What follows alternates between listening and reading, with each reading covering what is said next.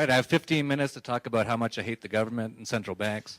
Police state and the regulations and the taxes and all the enforcement and all that. People don't know how close we are to major catastrophic collapses right now in both the financial system, the economic systems, the monetary system. The euro, for example, I don't know if it'll make it through 2016 or the way it's going. Well, I actually expect it to get worse. If it doesn't, 2016 is going to be a bloodbath. I think everyone should look at these substances. These are ancient medicinal substances that have been used for millennia.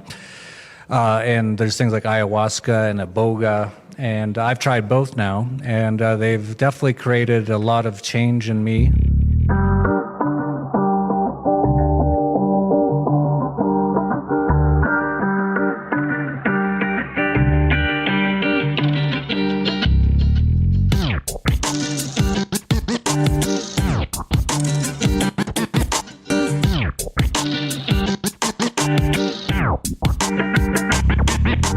Hi, this is Kurt Robertson here for the Paradise Paradox, and we're here with Jeff Berwick, the Dollar Vigilante. How are you? Doing good, thank you. Good. So how have you enjoyed the conference? It's been good. I've attended 2 past Bitcoin conferences here in Mexico City the last 2 years, and I spoke at both of those as well. And this is the biggest by far, the Latin American Bitcoin conference, and definitely growing interest here in Mexico of Bitcoin, but still very small in overall terms, in my opinion. Yep, great. So how do you see how do you see Bitcoin as a technology transforming, say, especially the poor communities in Mexico and Latin America? What kind of effect do you think it'll have? Well, the one thing I like to say to people who have no money and they're wondering about Bitcoin or wondering about what's going to happen with fiat currencies is, well, you have nothing to lose, so that's good. But as far as people who are less well off, of course, there's some potential advantages, of course. Many people who don't have much money or any sort of job that can be verified and things like that, they have a difficult time getting bank accounts. So definitely Bitcoin can be a solution in those terms, but of course you need a certain amount of Bitcoin uptake here in Mexico before that becomes very viable. I think the true area that has the most potential in Mexico is the remittance market, which is billions and billions of dollars a year. A lot of Mexicans go to other places, including the U.S. and Canada, although they don't go as much anymore. In fact, they're actually returning to Mexico now because the economy is so bad in the U.S. And the police state and the regulations and the taxes and all the enforcement and all that. So a lot of people are coming back, but there's still a lot of Mexicans who live around the world. They have jobs and they send money back here to Mexico. And if anyone has ever used Western Union, it's a nightmare. It's not easy. It's very expensive. A lot of documentation required as usual. So Bitcoin should be a big thing that catches on here in terms of remittances, as it makes it so much easier to remit funds. Mm-hmm. Yep. Yeah, I saw an RT the other day. They were saying the statistic was that not just Mexicans returning to Mexico, but also from all over like Western Europe, people are coming back to Latin America to live. And I guess it shows that even though sometimes it doesn't seem like it, I think people value liberty. Like even subconsciously, they have that in their mind. Well, once you are, here in Mexico, as you know, you spend a lot of time here. There's definitely a great amount of personal freedom. You don't really see a lot of government or police really harassing you like you do in the U.S. But I know many Mexicans who have moved to the U.S. and they've moved back to Mexico. And part of the reason, there's 2 reasons, almost always the same 2 reasons. One is the economy's not doing very well there. And the other one is there's not much freedom. They're getting constantly pulled over, checked. The people are raiding the places where they work, making sure they have the proper documents from the authorities. As far as the economy goes, the Mexico economy has actually done fairly well the last few years. Not many people know the Mexican stock market is up hundreds of percent in the last 7 or 8 years, I believe, at least in the last 10 years, whereas the U.S. market is basically flat over the last, since 2008, or 2007, I guess. And so a lot of people are moving back because there's a lot more opportunity here. Mexico's definitely, they started privatizing a lot of things. They just privatized the oil market, which is good, very good, and that's going to create a lot of activity, a lot of jobs. Here in Mexico City, there's a fair amount of business being done. So it's not like a lot of people think Mexico is this poor country or anything. In fact, some people have done the numbers, and your average Mexican has about the same net worth as the average American as far as the middle class goes, because so many Americans are so in debt. Yeah. So we watched all your Shemitah videos, and we saw how you were attentively saying that it looks like something big was going to happen in September. And from some perspectives, it didn't. But then there were a lot of little things, like little chinks in the armor of this financial system. Do you think can you speculate on whether it will get worse by the end of the year? Like right now, we're in the start of December. Yeah, it's totally possible. I actually expect it to get worse. If it doesn't, 2016 is going to be a bloodbath. As far as picking September, I said that there's a possibility in September, according to some timelines of the financial elites, that they could be planning some sort of thing in September. It turned out that there was major market crashes all around the world in late August, so a few weeks earlier. But then it did rebound in October, so I'm expecting that rebound. It looks like it's pretty much running out right now. And I expect major problems throughout Europe and the U.S. In the coming months, and definitely in 2016. This is people don't know how close we are to major catastrophic collapses right now in both the financial system, the economic systems, the monetary system. The euro, for example, I don't know if it'll make it through 2016 or the way it's going. Yeah, it definitely looks desperate. Like you were saying in your speech, all the pigs are looking just awful. They're getting slaughtered. So do you think that with the videos that you produced and the extra attention that you and what's his name, Jonathan Cahn, brought to this kind of events, do you think that could have affected the way that the people who pull the strings are thinking?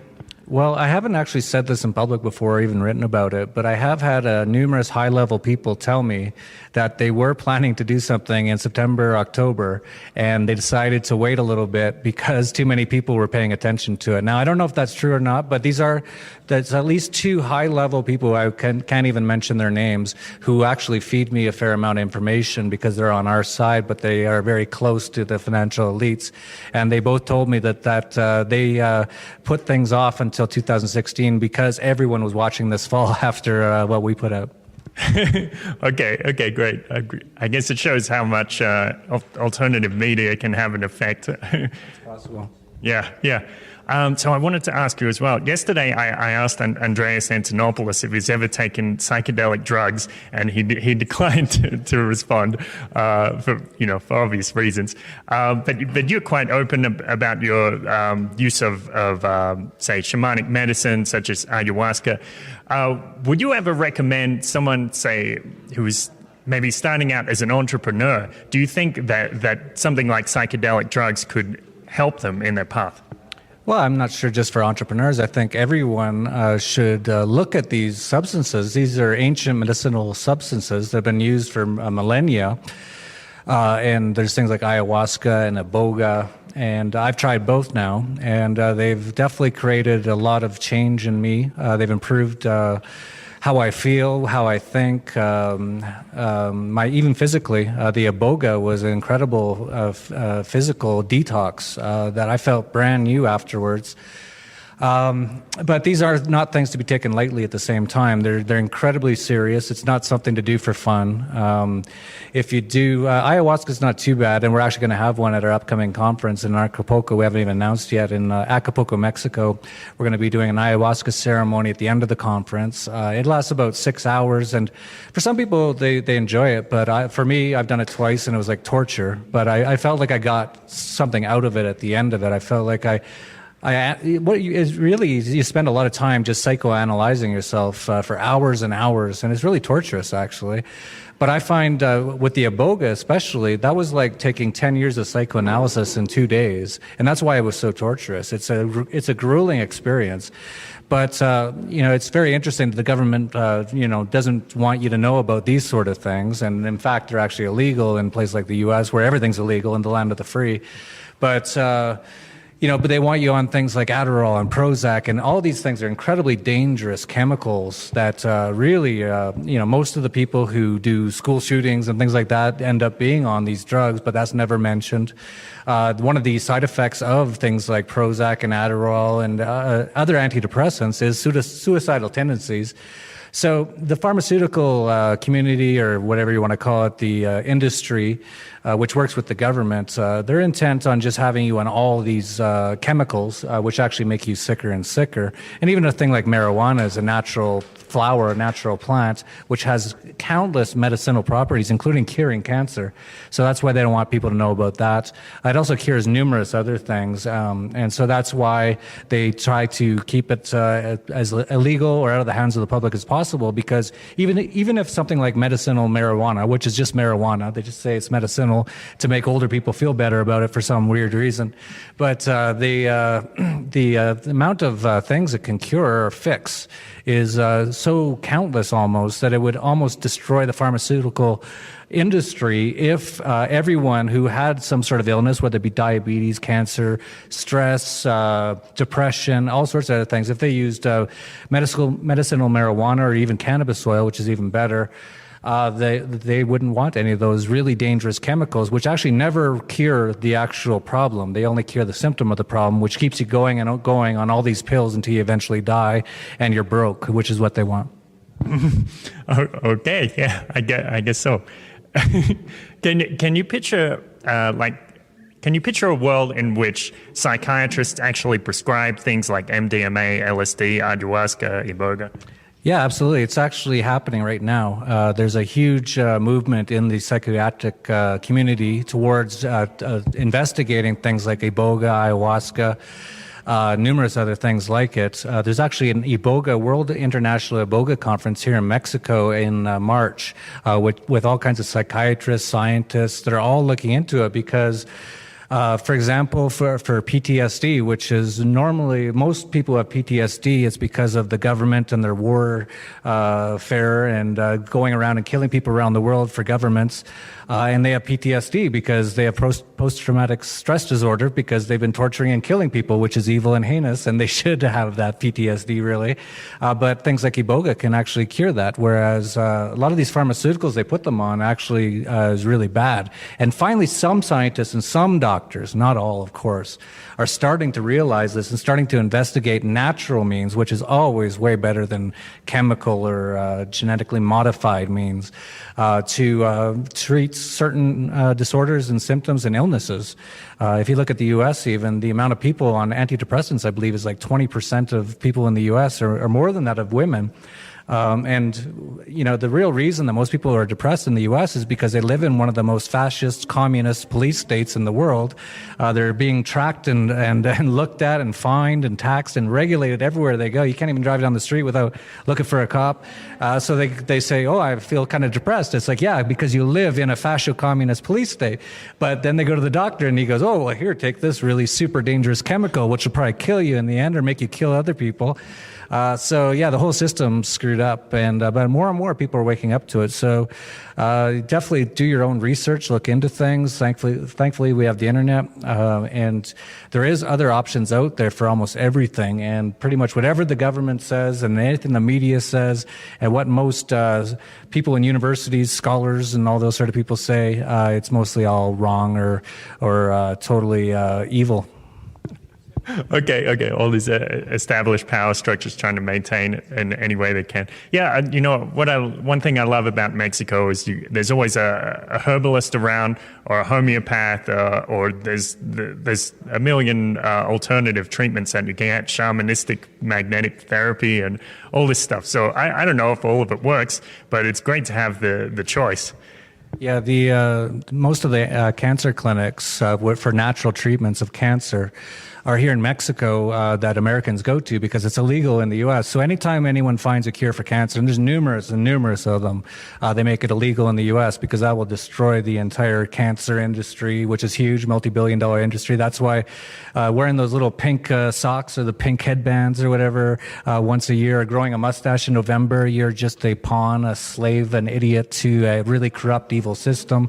There is cures out there, but they have to actually go. Many of the doctors actually come to Mexico because Mexico doesn't have anywhere near the level of fascism as the U.S., and so they don't outlaw almost any of these things.